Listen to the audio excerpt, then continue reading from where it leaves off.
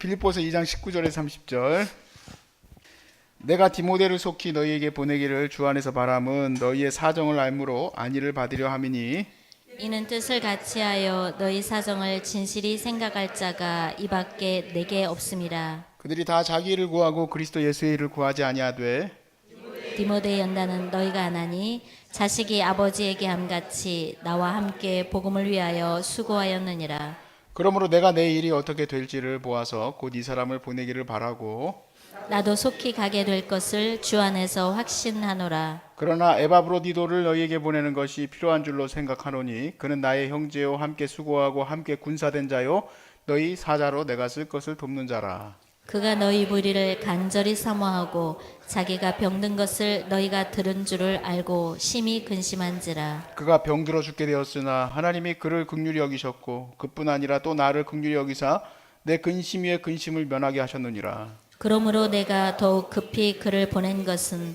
너희로 그를 다시 보고 기뻐하게 하며 내 근심도 덜려 함이니라. 이러므로 너희가 주 안에서 모든 기쁨으로 그를 영접하고 또 이와 같은 자들을 존귀히 여기라. 그가 그리스도의 일을 위하여 죽기에 이르러도 자기 목숨을 돌보지 아니한 것은 나를 섬기는 너희의 일에 부족함을 채우려 함이니라. 아멘. 최근 옛날 친구들한테 연락이 다 왔어요. 어떻게 알고 연락이 와서 잘 지내냐 이런 이제 서로 인사를 했는데요. 물론 인사할 때 너무 기쁘고 즐겁지만 뭐 이렇게 뭐 나와서 뭐 만나자 뭐 이렇게 하면은 사실 그래 그렇게 하자고 끊기는 하지만 만나긴 좀 어려워요. 제가 가서 뭐 예전처럼 뭐 세상 친구들인데 가서 뭐 재밌게 지낼 수도 없고 그렇죠. 이게 사람이 사람을 만나는 건 항상 기쁜 일이죠. 왜 안 기쁘겠습니까? 그런데 우리 그리스도인들의 기쁨은 좀 세상과 좀 달라요. 그래서 여러분이 그거를 마음에 새기고 내가 정말 사람과 사람의 만남에서 기쁨이 되는 사람이 되길 바랍니다. 그리스도인의 만남의 핵심. 세상 사람들의 핵심은 뭡니까?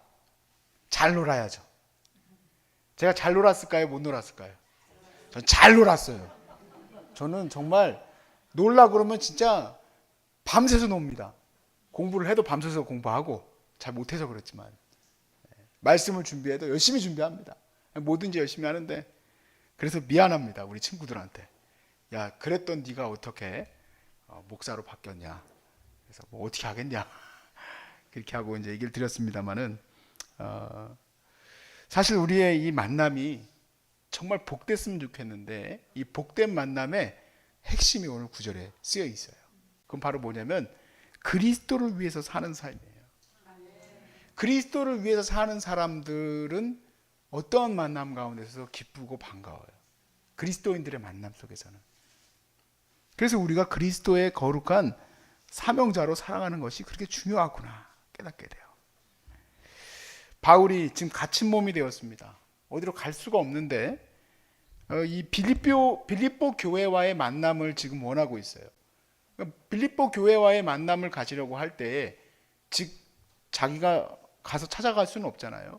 사람을 보내기로 하는데 그 보내는 사람 중에서 가장 좋은 전달자는 디모데다 생각을 했어요. 자, 디모데를 가장 적절한 사람으로 생각한 이유를 한번 보세요. 19절에서 20절에 보니까 내가 디모데를 속히 너희에게 보내기를 주 안에서 바람은 너희의 사정을 알므로 안위를 받고자 합니다. 그러니까 이 빌립보 교회가 어떻게 지내는지 좀 들어야 마음이 평강을 얻겠죠.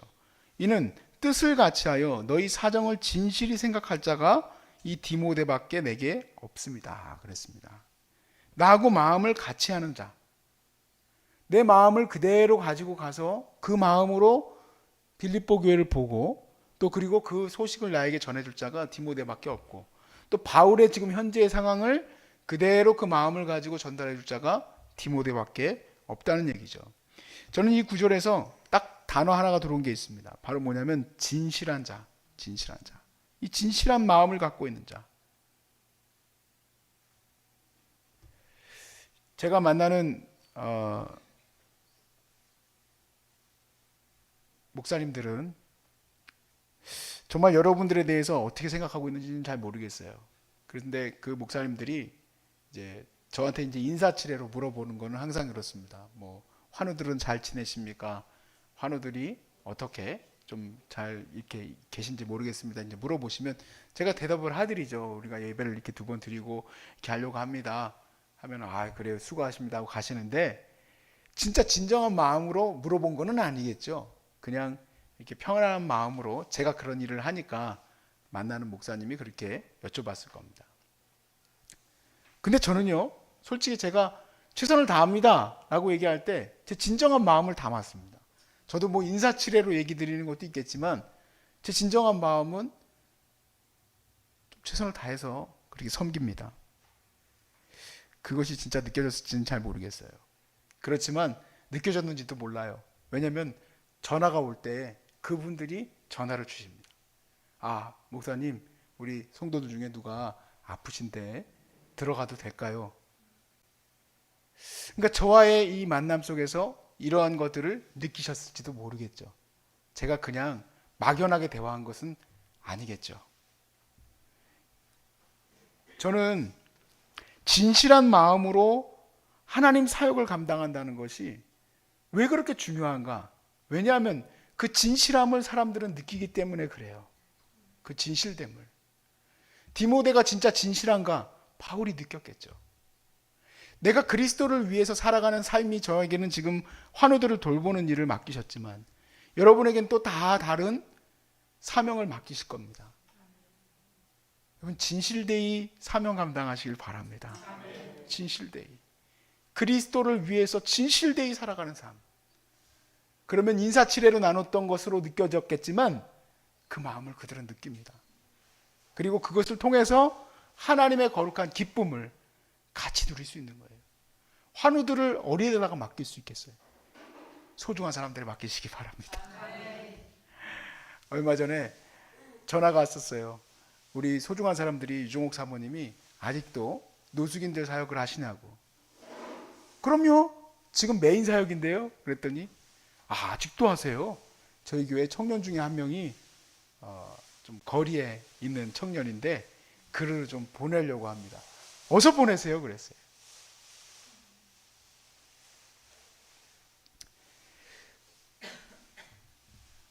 우리 사역적인 면에서도 그러하지만 이 그리스도 안에서 이 진실된 마음으로 살아가는 것은 서로 안에서 기쁨을 줍니다. 기쁨을 줘요.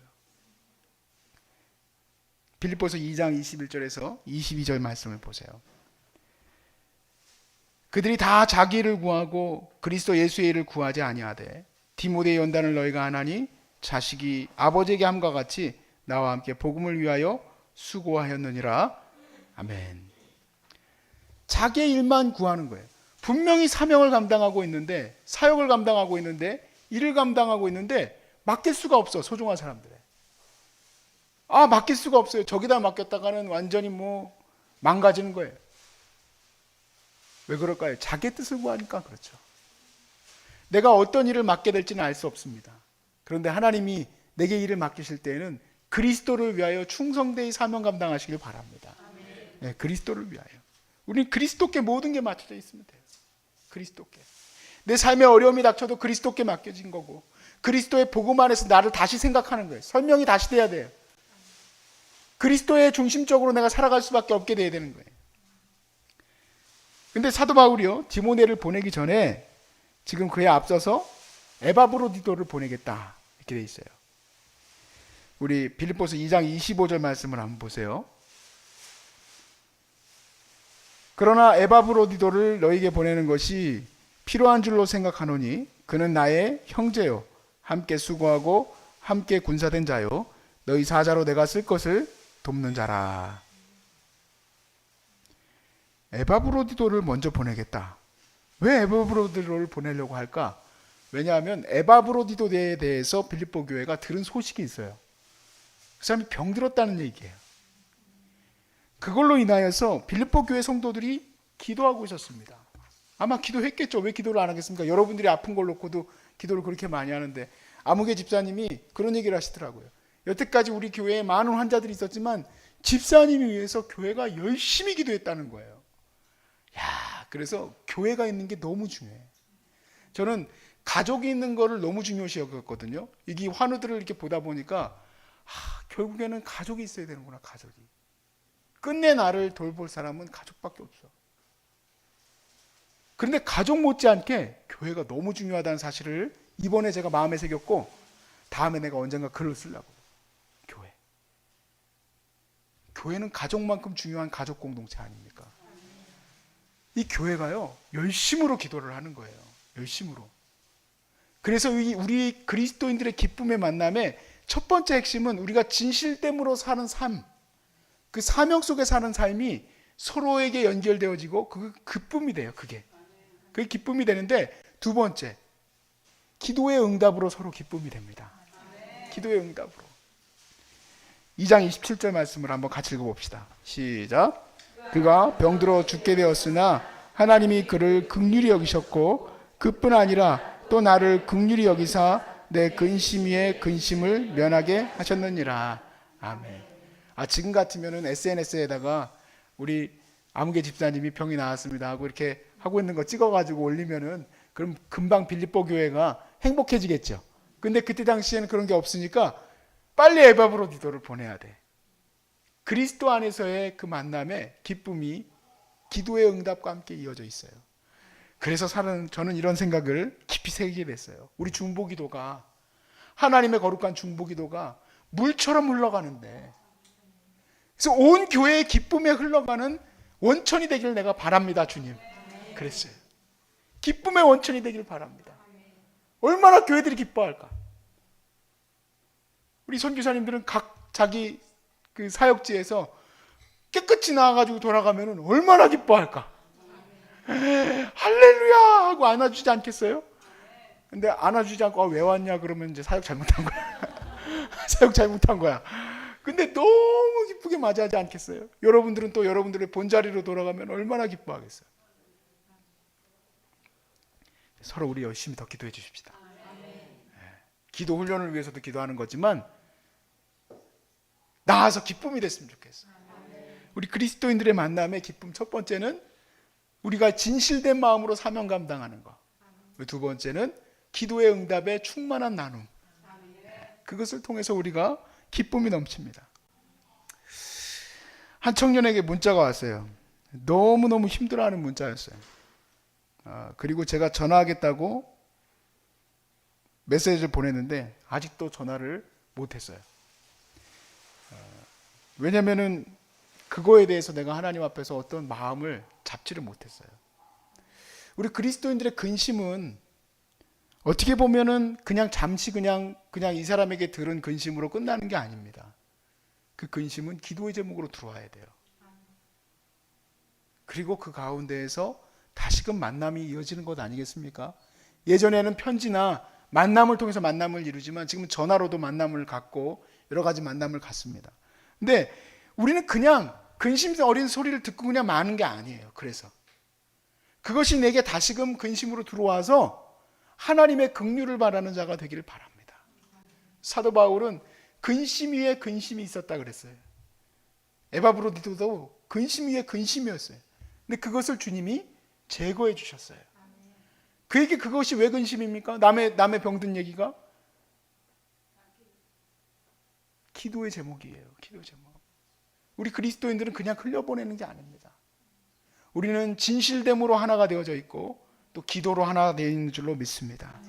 여러분의 삶이, 여러분의 만남이, 여러분의 모든 교회와의 이 모든 연결고리가 이렇게 우리의 사명과 또 기도로 연결되어 있음을 믿으시기 바랍니다. 그래서 여러분 기쁨이 되길 바라요. 모든 자들의 기쁨이 되길 바라요. 여러분을 만나기만 해도 기뻤으면 좋겠어요. 여러분의 소식을 듣기만 해도 기뻤으면 좋겠어요. 하나님이 응답하실 줄로 믿습니다. 하나님이 반드시 응답하실 것이고 이 빌립보 교회의 축복, 저는 이렇게 생각만 해도 너무 기뻐요. 에바브로디도가 돌아갔을 때 얼마나 좋아했을까. 그 진실됨과 또 그 기쁨의 현장들, 그것이 여러분의 이 병이 나은 이후의 삶으로 이어질 수 있기를 주의 이름으로 축복합니다. 아멘.